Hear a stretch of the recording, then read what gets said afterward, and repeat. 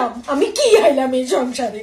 আমি এই সংসারে কিচ্ছু আইলাম না, আমি এই সংসারে কিছুই আইলাম না।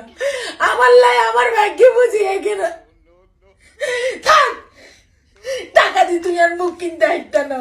টাকা দিয়ে যদি মুখ কিনন যাইতো, টাকা দিয়ে যদি সুখ কিনন যাইতো, আমি তাহলে সবাই রাখি সুখী হইতাম।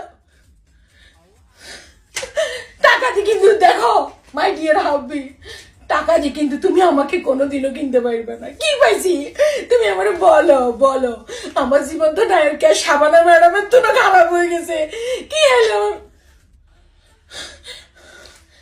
থাক, টিয়ার আরো লোভ দেওয়ার লাগতো না।